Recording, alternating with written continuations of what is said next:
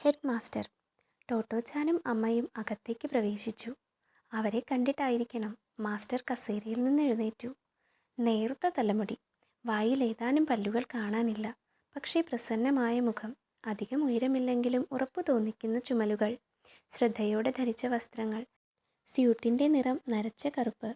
തിടുക്കത്തിൽ തലയൊന്ന് താഴ്ത്തി വന്നിച്ച ശേഷം ടോട്ടോച്ചാൻ ചോദിച്ചു, സ്റ്റേഷൻ മാസ്റ്ററാണോ സ്കൂൾ മാസ്റ്ററാണോ? അമ്മ ഒന്ന് പരിഭ്രമിച്ചു. അവർക്കെന്തെങ്കിലും പറയാനാവും മുമ്പ് മാസ്റ്റർ ഭവ്യതയോടെ പറഞ്ഞു, ഞാനിവിടുത്തെ ഹെഡ് മാസ്റ്ററാണേ. മാസ്റ്ററുടെ മറുപടി അവൾക്ക് ബോധിച്ചു. ഹായ്, എനിക്കിഷ്ടായി. ഞാൻ നിങ്ങളുടെ സ്കൂളിൽ ചേരാൻ പോവാ, ആഹ്ലാദത്തോടെ അവൾ പറഞ്ഞു. അവൾക്കിരിക്കാൻ ഒരു കസേര നീക്കിയിട്ടുകൊണ്ട് മാസ്റ്റർ അമ്മയോട് പറഞ്ഞു, നിങ്ങൾ വീട്ടിലേക്ക് പോയിക്കൊള്ളൂ, ഞാൻ ഇവളോടൊന്ന് സംസാരിക്കട്ടെ. അത് കേട്ടപ്പോൾ കൊച്ചു ടോട്ടോ ഒന്ന് പരിഭ്രമിക്കാതിരുന്നില്ല. എന്നാൽ ആ നിമിഷം തന്നെ ഈ മാസ്റ്ററോടൊപ്പം കൂടുന്നതിൽ കുഴപ്പമൊന്നുമില്ലെന്ന് എന്തുകൊണ്ടോ അവൾക്ക് തോന്നി.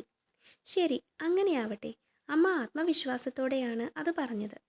വാതിൽ തുറന്ന് അവർ പുറത്തേക്ക് നടന്നു മറഞ്ഞു. മുറിയിൽ ടോട്ടോച്ചാനും മാസ്റ്ററും മാത്രമായി. ഒരു കസേര വലിച്ചെടുപ്പിച്ച് അവൾക്ക് അഭിമുഖമായിരുന്ന് തെളിഞ്ഞ സ്വരത്തിൽ മാസ്റ്റർ പറഞ്ഞു, ടോട്ടോച്ചാൻ, നിന്റെ വിശേഷങ്ങളൊക്കെ കേൾക്കട്ടെ. തുടങ്ങിക്കോളൂ. നിനക്കിഷ്ടമുള്ള എന്ത് വേണമെങ്കിലും പറഞ്ഞോളൂ. എന്ത് വേണേലും പറയാമോ? അവൾക്ക് അതിശയം തോന്നി. മാസ്റ്റർ ചോദ്യങ്ങൾ ചോദിക്കുമെന്നായിരുന്നു അവളുടെ ധാരണ. എന്തും പറയാമെന്നറിഞ്ഞപ്പോൾ അവൾ സന്തോഷത്തോടെ ചിലയ്ക്കാൻ തുടങ്ങി.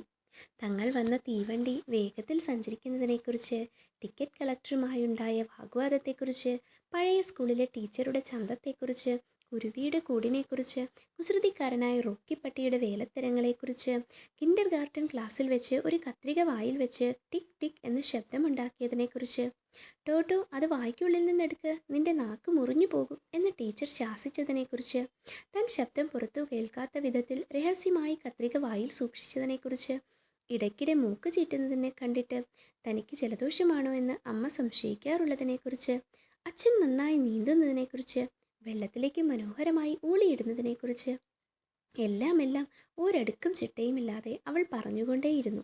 മാസ്റ്റർ ഉത്സാഹപൂർവ്വം തലകുലുക്കിയും ഇടയ്ക്കിടെ മൂളിയും ചിരിച്ചും അവളെ പ്രോത്സാഹിപ്പിച്ചു. കൊച്ചു ടോട്ടോയ്ക്ക് ഇതിൽ പരം എന്തു വേണം? അവൾ പൂർവാധികം ഉന്മേഷത്തോടെ തുടർന്നു. ഓർമ്മയുള്ള സകലതും പറഞ്ഞു തീർന്നു. ഇനിയും കുഞ്ഞു വിരലുകൾ കൊണ്ട് വായ് പൊത്തിപ്പിടിച്ച് കണ്ണുകൾ മുകളിലോട്ടാക്കി അവൾ ആലോചിച്ചു നോക്കി. ഇനിയും തീർന്നോ? മാസ്റ്റർ ചോദിച്ചു. നിർത്തുന്നത് നാണക്കേടാണ്. ഇതുപോലൊരവസരം ഇനി ഉണ്ടാകണമെന്നില്ല. പിന്നെ അവൾ തല പുകഞ്ഞ് ആലോചിച്ചു. ആ കൊച്ചു തലയിൽ നിൽക്കാവുന്നതെല്ലാം ഓർത്തെടുത്തു കഴിഞ്ഞിരുന്നു. പെട്ടെന്ന് അവൾക്കൊരു ഉപായം തോന്നി. ഇനിയും ഇപ്പോൾ ഇട്ടിരിക്കുന്ന പുത്തനുടുപ്പിൻ്റെ കാര്യം പറയാം. അവൾ തീരുമാനിച്ചു.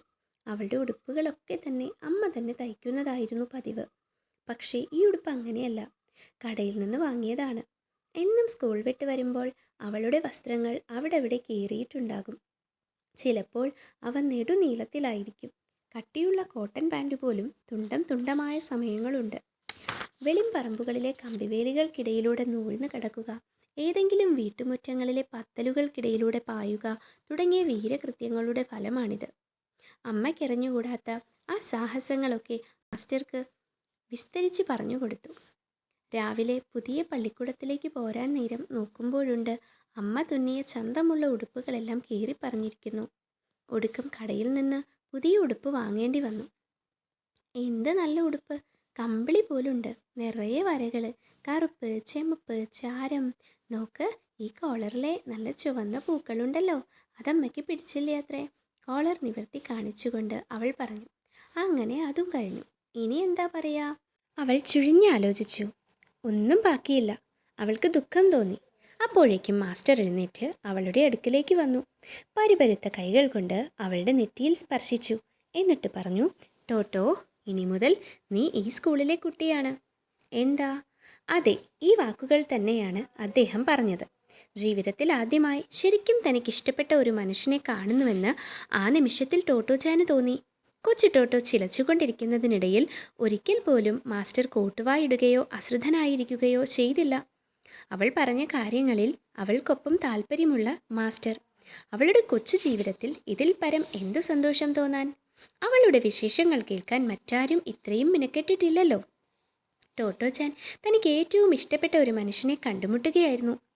ഊണിന് നേരായല്ലോ, പോക്കറ്റിൽ നിന്ന് വാച്ചെടുത്ത് നോക്കിക്കൊണ്ട് മാസ്റ്റർ പറഞ്ഞു. സമയം നോക്കുന്നത് എങ്ങനെയെന്ന് കൊച്ചു ടോട്ടോ ഇനിയും പഠിച്ചിട്ടില്ല. എങ്കിലും നേരം ഒരുപാടായതുപോലെ അവൾക്ക് തോന്നി. 12 കഴിഞ്ഞിരിക്കുന്നു. ടോട്ടോച്ചാനും അമ്മയും എത്തിയത് 8:30. നീണ്ട 4 മണിക്കൂർ.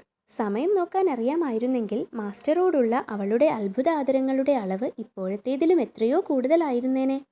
ഇത്രയേറെ സമയം അവളുടെ കലമ്പൽ കേൾക്കാൻ ഇന്നോളം ആരും മിനക്കെട്ടിട്ടില്ല. ഒരു 7 വയസ്സുകാരിക്ക് ഇങ്ങനെ 4 മണിക്കൂർ നിർത്താതെ വിസ്തരിച്ചുകൊണ്ടിരിക്കാൻ എന്തു വിശേഷമാണുള്ളതെന്നോർത്ത് അവളുടെ അമ്മ മിഴിച്ചു നിന്നു പോയിരിക്കണം. അമ്മയേക്കാളേറെ പഴയ ടീച്ചറും. സ്കൂളിൽ നിന്ന് പുറത്താക്കി എന്നറിഞ്ഞാൽ പരിഭ്രമിക്കാത്തവരില്ല. ടോട്ടോച്ചാൻ അറിഞ്ഞിരുന്നില്ല അവളെ പുറത്താക്കിയതാണെന്ന്. അറിഞ്ഞാൽ പോലും അവൾ അതിൽ വ്യാകുലപ്പെടാൻ വഴിയില്ല. കാരണം ചിരിച്ചും കളിച്ചും കുസൃതികൾ കാട്ടി കുത്തിമറിഞ്ഞു നടക്കുന്ന പരിസരബോധം തീരെ കുറഞ്ഞ ഒരു പെൺകുട്ടിയായിരുന്നു അവൾ. നിഷ്കളങ്കതയുടെ ഒരു പരിവേഷമുണ്ടായിരുന്നു അവൾക്ക്.